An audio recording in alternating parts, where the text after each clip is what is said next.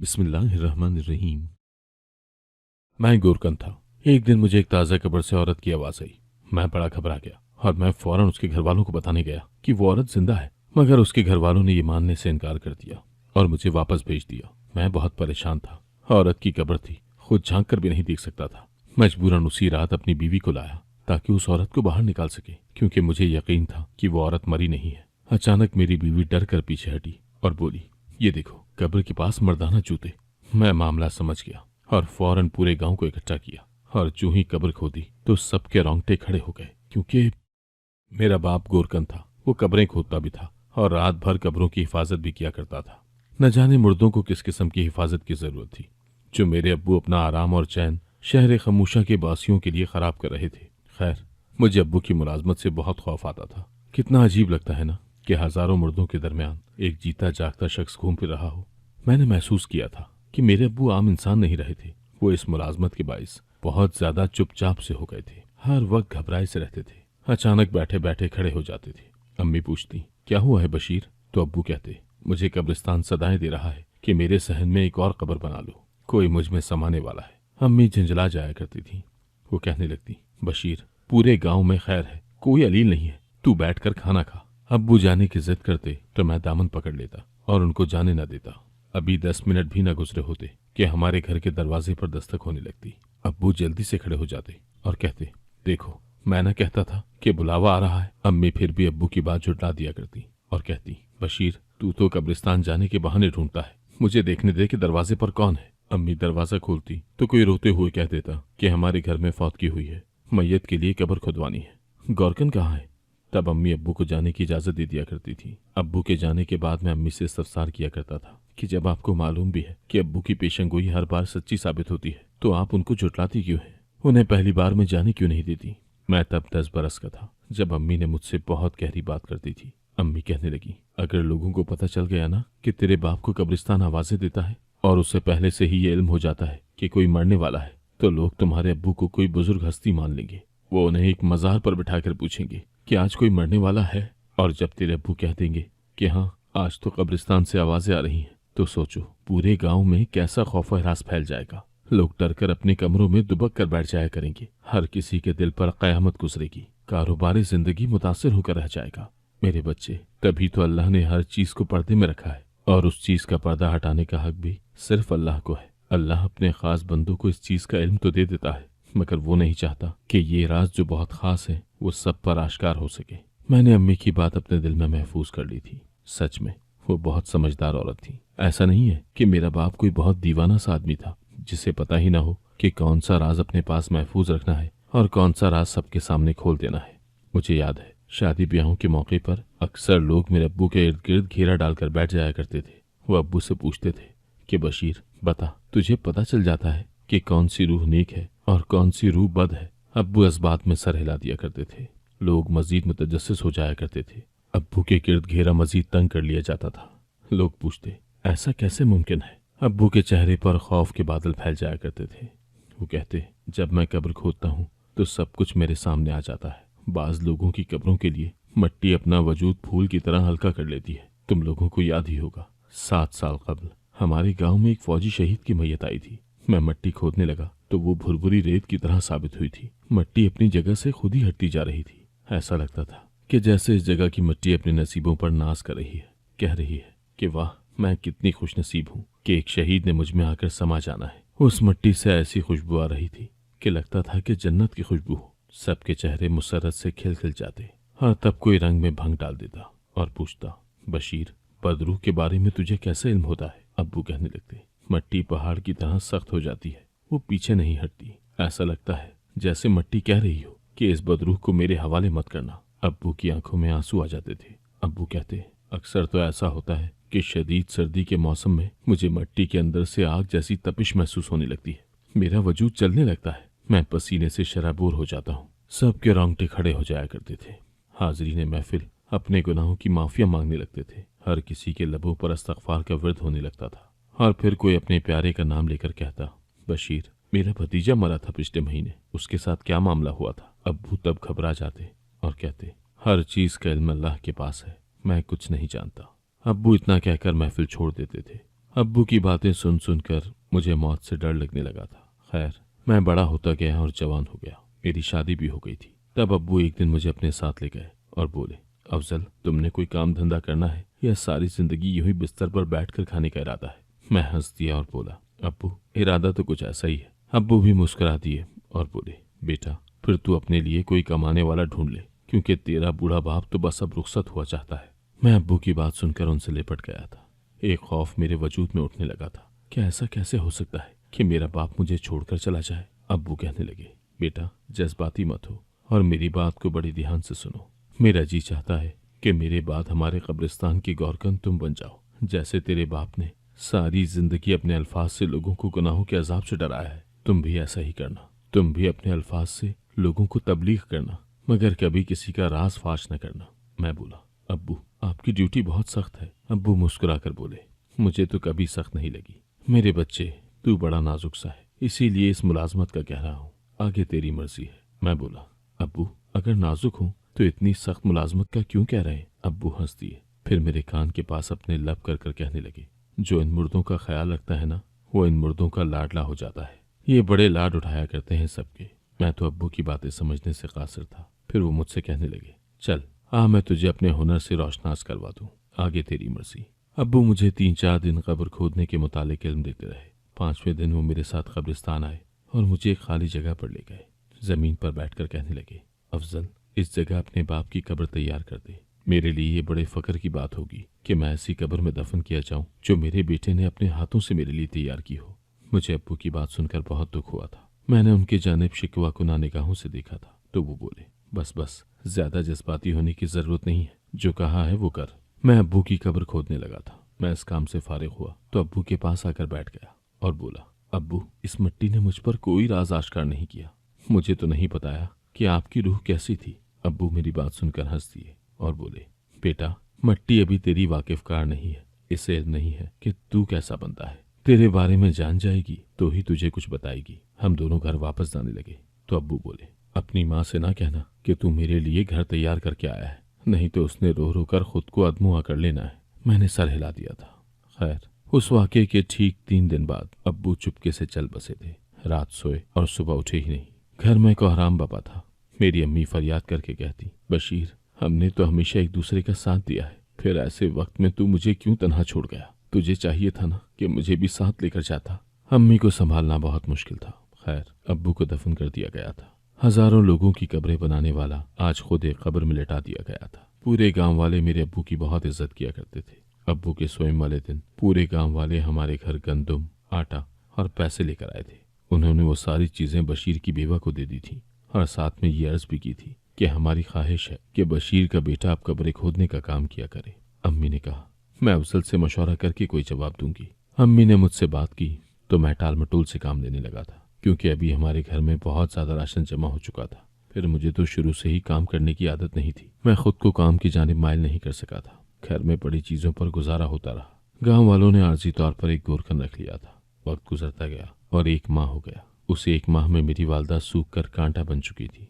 वो मेरे अब्बू की जुदाई बर्दाश्त न कर सकी और उनके साथ ही जा मिली। तब मुझे इल्म हुआ था कि उन दोनों में किस कदर मोहब्बत थी।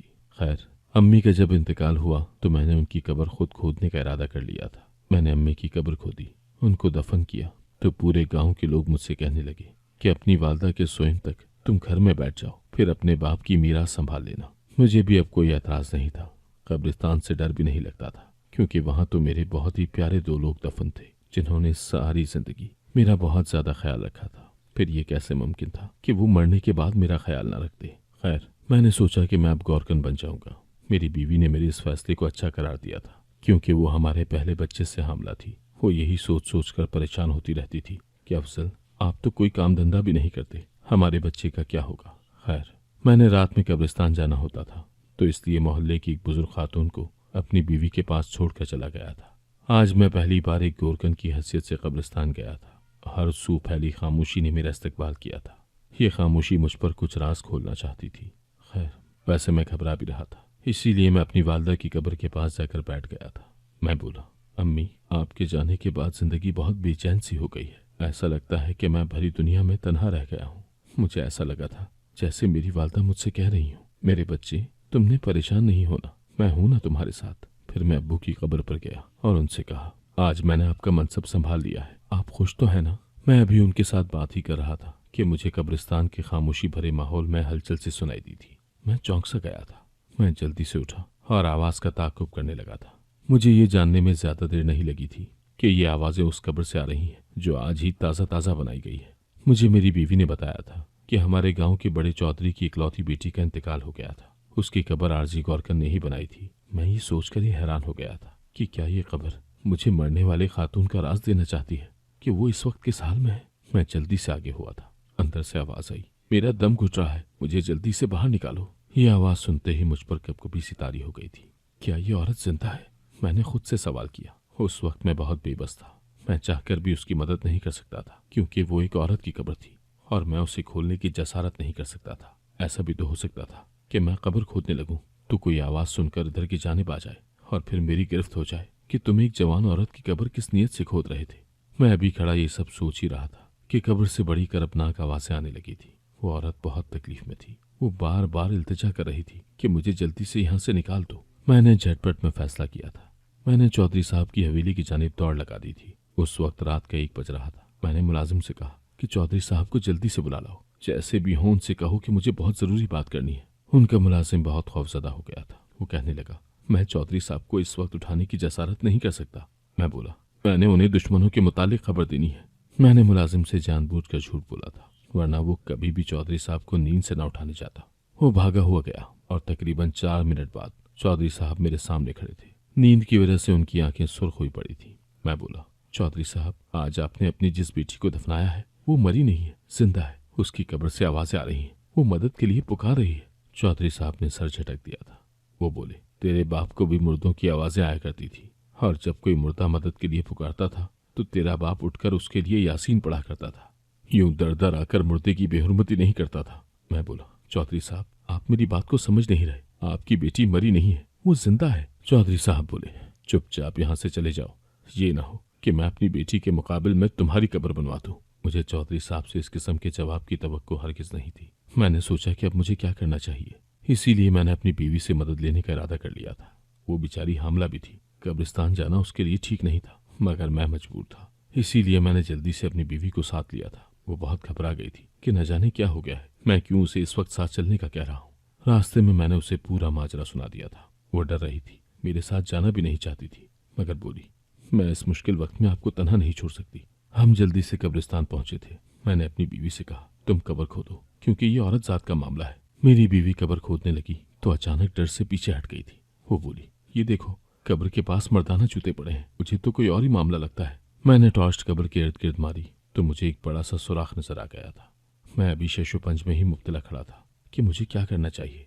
तभी मुझे गांव वालों की आवाज सुनाई दी थी। मैं ये देखकर हैरान रह गया था कि चौधरी साहब का मुलाजिम आगे आगे था और बाकी लोग उसके पीछे थे। वो हमारे पास आ गया था और बोला, अफजल, तू बशीर गोरकन का बेटा है, तू सच्चे बाप का बेटा है, इसीलिए मुझे तेरी बात पर यकीन आ गया। और ये बात भी अजीब है कि चौधरी साहब ने तुझे डरा धमकाकर वापस भेज दिया, इसीलिए मैं गांव के लोगों को साथ ले आया हूँ ताकि तुम्हारी मदद की जा सके।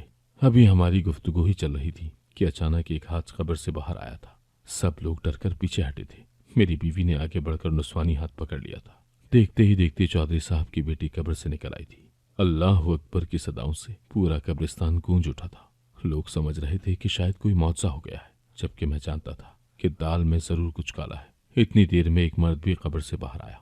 सब लोगों को सांप सूंघ गया था। कब्र से बाहर आने वाला मर्द कोई और नहीं बल्कि लड़की का सगा मामू था। वो बाहर आकर बोला, अफजल यार, तेरा बहुत शुक्रगुजार हूँ कि तेरी वजह से मेरी भांजी की जान बच गई। फिर वो कहने लगे, बेटी, आज इन गांव वालों से कुछ मत छुपाना, इन्हें हर बात से आगाह कर दे। इन्हें भी मालूम हो जाए कि ये लोग जिस शख्स के अंधों की तरह तकलीफ करते आए हैं वो कैसा इंसान है। लड़की बहुत ज्यादा घबराई हुई थी। वो फूट फूट कर रोने लगी और बोली, ऐ गांव वालों, जैसा कि तुम सब जानते हो कि मेरे 4 भाई हैं। मेरे बाप की सारी जायदाद उनमें तकसीम हो गई। मैंने जुर्रत करके अपना हिस्सा मांगा था। मेरे अब्बू कहने लगे, ठीक है, मैं तुम्हारा हिस्सा तुम्हें दे दूंगा। उन्होंने मुझे मेरा हिस्सा तो दे दिया, मगर साथ में ये भी कह दिया कि अब तुम उम्र भर शादी नहीं करोगी। मगर मैं अपने मामू के बेटे को पसंद करती थी, उससे शादी करना चाहती थी। मामू ने हमारा रिश्ता मांगा लेकिन अब्बू ने इनकार कर दिया। अम्मी ने जोर जबरदस्ती अब्बू से इस रिश्ते को मनवा लिया था। अम्मी ने अब्बू से कहा था कि चौधरी साहब, आज तक आपके हर हुक्म को ईमान की मानंद माना है। अगर आपने मेरी बेटी की खुशियां कुर्बान करने का सोचा तो मैं ये घर छोड़कर चली जाऊंगी। अब्बू हैरान रह गए थे कि मेरी डरी सहमी बीवी में इस कदर हिम्मत कैसे आ गई। यही सवाल मैंने भी उनसे पूछा था तो वो कहने लगी कि मैं अपनी बेटी को पुरानी रसूम के खातिर कुर्बान नहीं होने दूंगी। अम्मी ने मुझे बताया कि मेरे अब्बू की एक बहन थी, उसकी शादी भी इसी वजह से नहीं की गई थी कि जायदाद का बंटवारा न करना पड़ जाए। और फिर मेरी बेचारी फुप्पो पागल हो गई थी और उन्होंने खुदकुशी कर ली थी। इसी खौफ की वजह से मेरी अम्मी मेरे खातिर डट गई थी। अब्बू ने भी मेरी शादी की हामी भर दी थी। अगले माह मेरी शादी थी। कल रात अब्बू मेरे पास आए थे। उनके हाथ में चाय के 2 कप थे। कहने लगे, बेटी तुम हमसे जुदा हो रही हो, इसीलिए मैं चाहता हूँ कि तुम्हारे साथ मिल बैठकर बातें कर लूं। अब्बू अपने बचपन की बातें सुना रहे थे। वो हंसते रहे थे। जब मैंने चाय पी ली तो वो कहने लगे, बेटी शायद तुमसे अगले जहां में ही मुलाकात हो सके, क्योंकि तुम्हारी चाय में जहर था। शायद तुम ये भूल गई थी कि हम चौधरी लोग अपनी जान दे देते हैं पर अपनी जमीन किसी को नहीं देते। ये कैसे हो सकता है कि मेरे पुरखों की जमीन तुम्हारे मामू का बेटा ले जाए? मेरे बेटों के हिस्से की जमीन पर तुम्हारे मामू का बेटा राज करेगा? मेरी जमीन में ही मेरे बेटों का कोई शरीक निकल आए? ये मैं कभी होने नहीं दे सकता। मेरी बेटी, मौत तो सबको एक न एक दिन आनी ही है। किसी ने जल्दी जाना है यहाँ से तो किसी ने देर से। चलो तुम्हारी बारी जल्दी आ गई। इतना कहकर अब्बू मेरे कमरे से निकल गए थे, जबकि मेरे दिमाग पर धुंध छाने लगी थी। अंधेरा बढ़ गया था हर सू और मैं सो गई। जब मैं नींद से बेदार हुई तो खुद को इस तंगो तारीक जगह पर पाया। मेरा दम घुटने लगा था। तब मुझे याद आया कि मेरे अब्बू तो मुझसे कहकर गए थे कि तुम मरने वाली हो। फिर मुझे ये ख्याल आया कि शायद मैं कब्र में लेटी हूँ। मैं तन्हा औरत कब्रिस्तान में लेटी हुई थी। मेरा कोई यारो मददगार नहीं था। उस वक्त मैंने अल्लाह पर भरोसा रखकर अपनी मदद के लिए पुकारना शुरू कर दिया। और देखो, तुम सब गांव वाले मेरी मदद के खातिर भेज दिए गए हो। मामू ने आकर मेरी कब्र कुशाई की थी। वो कह रहे थे कि एक गौरकन तुम्हारे बाप के पास आया था। मैंने उसकी बातें सुन ली थी, इसीलिए भागकर बाजी के पास गया और उन्हें सारी सूरत हाल से आगाह किया। तब मेरी अम्मी ने मामू को बताया कि उन्होंने अब्बू को जहर लाते हुए देख लिया था। वो नहीं जानती थी कि अब्बू का शिकार कौन बनने वाला है, इसीलिए उन्होंने जहर की जगह नींद की गोलियां रख दी थी। मुझे अल्लाह ने बचाया है ताकि मैं तुम लोगों के सामने चौधरियों का चेहरा ला सकूं। उसने सारी बात बताई तो गांव के लोग हैरान रह गए थे। एक बाप जो अपने फायदे के लिए अपनी सगी औलाद को मौत के घाट उतार सकता है, तो फिर वो न जाने हम गांव वालों के साथ क्या करता होगा। और हम अपनी सादगी में कभी चौधरी साहब पर शक नहीं कर सके थे। चौधरी साहब की बेटी को और उनकी बीवी को मामू अपने साथ गांव ले गए थे। फिर हमें ये पता चला था कि चौधरी साहब की अहलिया ने अपने शौहर से खुला का मुकदमा दर्ज करवा दिया था। चौधरी साहब अपनी मुतवक्की बेइज्जती के डर से अपनी जान ले बैठे थे। उन्होंने उसी जहर से अपना खात्मा कर लिया था जो अपनी बेटी के लिए लेकर आए थे। आज चौधरी साहब की कब्र में पहली रात है। मैं गौरकन होने के नाते कब्रिस्तान में पहरा दे रहा हूँ। मैं देख रहा हूँ कि रात का अंधेरा छटता जा रहा है। फजर की अजान फिजा में गूंजी तो कुछ लोग इधर कब्रिस्तान में दाखिल होते हुए नजर आए थे। एक आदमी आगे बढ़कर बोला, गौरकन, चौधरी साहब के साथ रात में क्या मामला हुआ था? कुछ हमें भी खबर हो। मैं मुस्कुरा दिया और बोला, अल्लाह अपने बंदों के राज हर किसी पर नहीं खोला करता। मुझ पर भी किसी का राज नहीं खोला। इस बात के साथ ही मैंने अहद किया था कि कभी किसी मुर्दे की बात किसी दूसरे को नहीं बताऊंगा। अगर आपको आज की कहानी पसंद आई है तो वीडियो को जरूर लाइक कीजिएगा और अपने दोस्तों के साथ भी शेयर कीजिएगा। और हाँ, अगर आपने अभी तक हमारा चैनल सब्सक्राइब नहीं किया तो जरूर सब्सक्राइब करें। मिलते हैं कल एक नई और दिलचस्प कहानी के साथ। अल्लाह हाफिज।